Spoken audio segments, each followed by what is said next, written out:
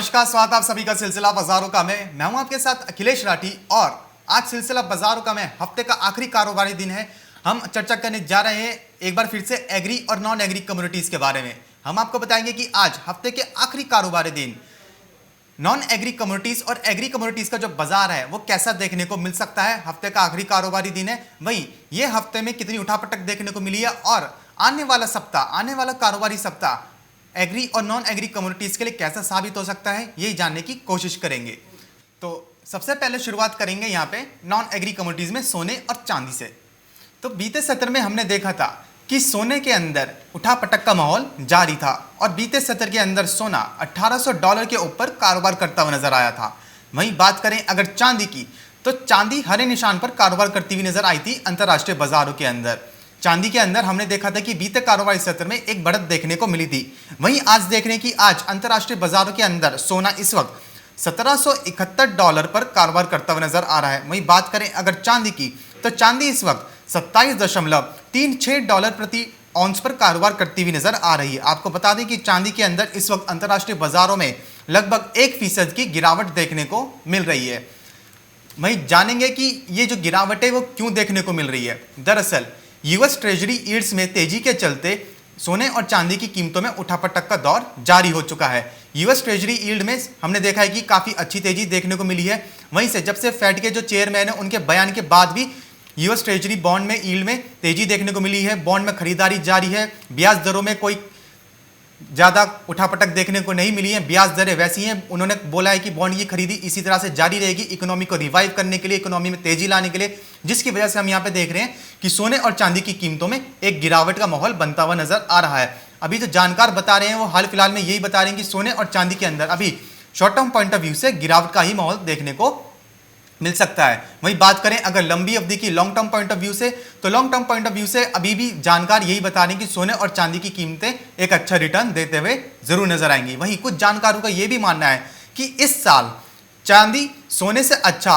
Perform करती हुई नजर आ सकती है। चांदी की जो डिमांड है वो ज्यादा निकल के सामने आ रही है। इस वक्त दुनिया भर से चांदी की जो डिमांड है इस वक्त काफी अच्छी निकल के सामने आ रही है और चांदी आने वाले दिनों में सोने से अच्छा प्रदर्शन करती हुई भी नजर आ सकती है। आपको बता दें कि जानकारों के अनुसार चांदी की जो इंडस्ट्रियल डिमांड है वो निकल के सामने आ रही है, जिसकी वजह से चांदी की कीमतों में आने वाले दिनों में हम एक तेजी आते हुए जरूर देखेंगे। अब यहां से आज के लिए किन क्या लेवल्स बना के चलना सही रहेगा, उसके लिए हमारे साथ बहुत जल्द जुड़ेंगे मोतीलाल ओसवाल के वाइस प्रेसिडेंट अमित सैजा जी। उनसे हम जानेंगे कि आज सोने और चांदी के अंदर क्या रणनीति बनाकर चलना सही रहेगा। इतने बात करते हैं यहाँ पे कच्चे तेल की। तो कच्चा तेल इस वक्त अंतर्राष्ट्रीय बाजार के अंदर अगर बात करें WTI की, तो WTI क्रूड ऑयल इस वक्त आधे फीसद से ज्यादा की गिरावट के साथ $63.14 प्रति बैरल पर कारोबार करता हुआ नजर आ रहा है। वहीं बात करें अगर ब्रेंट क्रूड ऑयल की, तो ब्रेंट क्रूड ऑयल इस वक्त $65.74 प्रति बैरल पर कारोबार करता हुआ नजर आ रहा है। ब्रेंट क्रूड ऑयल के अंदर भी इस वक्त हम देख रहे हैं कि आधे फीसद की गिरावट देखने को मिल रही है। बीते कारोबारी सत्र में हमने देखा था कि कच्चे तेल के अंदर एक अच्छी बढ़त बनती हुई नजर आई थी। कच्चे तेल में हमने देखा था कि अच्छी खासी तेजी बनती हुई नजर आ रही थी। वहीं आज देख रहे हैं कि एक मुनाफा वसूली प्रॉफिट बुकिंग बनती हुई नजर आ रही है। अब इस वक्त हमारे साथ जुड़ चुके हैं मोतीलाल ओसवाल के वाइस प्रेसिडेंट अमित सैजा जी, जिनसे हम जानेंगे कि आज हफ्ते के आखिरी कारोबारी दिन किस कम्युनिटी में क्या करके चलना सही रहेगा और आने वाला सप्ताह कम्युनिटीज के लिए कैसा साबित हो सकता है। अमित जी, बहुत बहुत स्वागत है आपका मार्केट टाइम्स टीवी पर। जी नमस्कार जी अमित जी, बीते सत्र में हमने देखा था कि सोने और चांदी के अंदर उठापटक का माहौल जारी था। हालांकि सोना $1800 के ऊपर भी कारोबार करता हुआ नजर आया था। वहीं आज देख रहे हैं कि 1800 से नीचे लुढ़क कर काफी नीचे लुढ़क चुका है और इस वक्त अंतर्राष्ट्रीय बाजार में $1771 पर कारोबार करता हुआ नजर आ रहा है। तो अब यहां से क्या माना जाए कि सोने में जो गिरावट का दौर है अभी छोटी अवधि के लिए वो चालू हो गया है या फिर यहां से एक रिकवरी देखने को मिलेगी? जी देखिए, कल हमने देखा कि यूएस 10 ईयर की जो बॉन्ड यील्ड है वो 1.5% के ऊपर भी निकल गई थी। यानी एक साल से ज्यादा के नए हाईज उसने टेस्ट किए थे, जिस वजह से global equity markets, riskier assets और इवन गोल्ड में भी हमने प्रेशर आते हुए देखा जी। तो मुझे लगता है कि आज के दिन में भी अगर ये दौर जारी रहेगा या इक्विटी मार्केट्स में प्रेशर रहा, तो साथ ही साथ में गोल्ड में भी शॉर्ट टर्म में एक प्रेशर देखने मिलेगा और हो सकता है कि जो स्पॉट में पिछले लोज थे $1760 के आसपास वो भी ब्रेक हो जाएं, और $1745 तक जाने की पॉसिबिलिटी हो सकती है। यानी डोमेस्टिक फ्रंट पे अगर गोल्ड का अप्रैल वायदा देखें तो हो सकता है कि 45,800 के करीब के जो पिछले लोज थे वो रिटेस्ट हो सकते हैं। तो मुझे लगता है गोल्ड और सिल्वर दोनों में ही आज एक दबाव का माहौल बना रहेगा।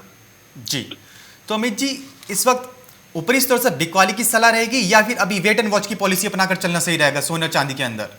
जी, देखिए डॉलर रुपी में जो एक बड़ा सा स्पाइक आया है, क्योंकि पिछले 2 सेशंस में हमने देखा है लगभग 1% की रैली आई है, तो उसका जी। इम्पैक्ट हमें डोमेस्टिक गोल्ड में दिखाई दे रहा है। तो एक उठा-पटक का माहौल जरूर रहेगा, यानी डॉलर रुपी की वजह से गोल्ड ऊपर जा सकता है, लेकिन क्योंकि अंडरलाइंग ट्रेंड शॉर्ट टर्म में डाउन है स्पॉट गोल्ड का, तो वो प्राइस को नीचे ट्रैक करेगा। तो सेल ऑन रैलीज की सलाह होगी, यानी उछाल आता है अगर और 46,400 से 46,500 के बीच अगर हमें गोल्ड दिखता है तो वहां बिकवाली कर सकते हैं। टारगेट 45,800-850 के जोन में रह सकता है।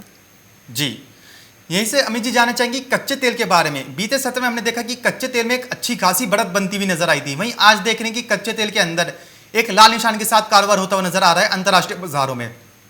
तो अब यहां से क्या माना जाए कि कच्चे तेल का जो बाजार है, एक बार रिकवरी एक बार मंदी ऐसे ही चलता रहेगा या फिर आने वाले दिनों में कच्चा तेल नए स्तर भी लगाता हुआ नजर आएगा?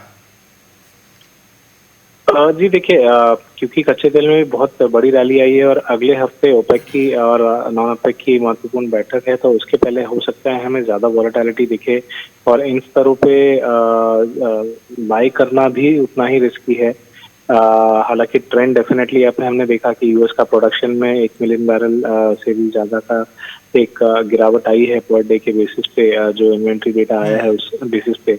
उसके बाद क्रूड ने काफी एक बड़ा उछाल दिया था, लेकिन जैसे मैंने भी बताया कि रिस्की एसेट्स यानी बेस मेटल्स और एनर्जी कॉम्प्लेक्स में और इवन इक्विटी मार्केट में कल जो सेल ऑफ आया है, अगर आज के दिन में भी वो जारी रहता है तो क्रूड में ऊपरी दबाव पे, ऊपरी लेवल्स पे दबाव देखने मिलेगा और हो सकता है कि डोमेस्टिक फ्रंट पे 4650 4670 के ऊपर नहीं जा पाए।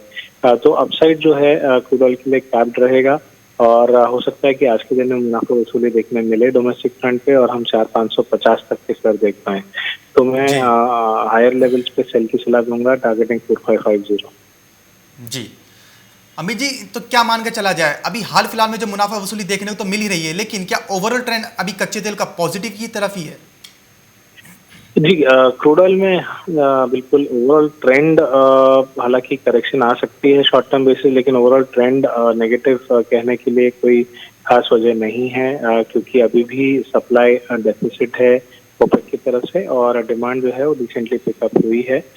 तो शॉर्ट टर्म जो करेक्शन आ जाए उसके बाद अगर ये ब्रॉडली 4,400 के सपोर्ट के ऊपर होल्ड करता है तो ये पॉसिबल है कि जो अप ट्रेंड है बना रहेगा और 4,800 तक हम पोजिशनली देख पाएंगे। खास करके जैसे मैंने बताया कि नेक्स्ट हफ्ते की जो बैठक है वो इम्पोर्टेंट रहेगी। अगर उसमें ये फैसला लिया जाता है कि सप्लाई जो है इंक्रीज नहीं होगा ओपेक नॉन ओपेक की तरफ से इमीडिएट टर्म में, तो ये एक और एक बूस्ट की तरह काम करेगा, यानी निश्चित तरफ से हम देखेंगे कि दोबारा प्राइसेस में रिकवरी आ जाएगी। तो नेक्स्ट हफ्ते की मीटिंग काफी इंपॉर्टेंट है मीडियम टर्म ट्रेंड को डिसाइड करने के लिए। जी, यहीं से अमित जी बात करें अगर बेस मेटल्स की, तो बेस मेटल्स में हमने बीते कारोबारी दिन में देखा था कि काफी अच्छी तेजी बनती हुई नजर आई थी। कॉपर में हमने एक बार फिर से नया हाई लगते हुए देखा, लेकिन आज वहां से देख रहे हैं कि कॉपर नीचे लुढ़क चुका है, एक मुनाफा वसूली फिर से चालू हो गई है कॉपर के अंदर। तो अब क्या माना जाए कि कॉपर एक बार क्या फिर से यहां से निचले स्तरों से रिकवरी बनती हुई नजर आएगी या फिर कॉपर यहीं पे सिमट के रह जाएगा? जी, कॉपर में भी काफी शानदार तेजी आई है और कंटिन्यूस तेजी आ रही है। कल भी हमने न्यू लाइफ टाइम हाई लगते हुए देखे 737 के करीब के। उसके बाद डेफिनेटली प्रॉफिट बुकिंग आई है, लेकिन मुझे लगता है ऑन द होल 705 का मार्च फ्यूचर्स में एक अच्छा सपोर्ट है, यानी करीबन 2% नीचे। जब तक वो होल्ड कर पा रहा है तब तक ये पॉसिबिलिटी है कि हम एक और न्यू हाई यानी 740 के करीब के न्यू हाई देख पाएंगे। तो ऑन द होल कॉपर में तेजी का रुख है। हालांकि इंट्राडे में प्रेशर रहेगा, हो सकता है हम 710 से 712 तक इनिशियली कॉपर के प्राइसेस को फिसलता हुआ देखें और वहां से फिर बाइंग एंगल होते हुए देखें। तो फर्स्ट हाफ में सेलिंग प्रेशर बने रहने की उम्मीद है कॉपर में, लेकिन ओवरऑल जो नजरिया है वो तेजी का बना हुआ है।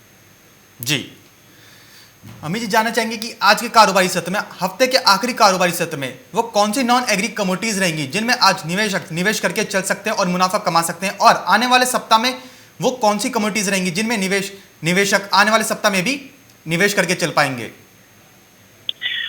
जी देखिए, मेरे हिसाब से आज के सेशन के लिए गोल्ड को इस तरह पे बिकवाली करके चल सकते हैं, और जैसे मैंने बताया 45,850 से 45,800 का लक्ष्य हो सकता है।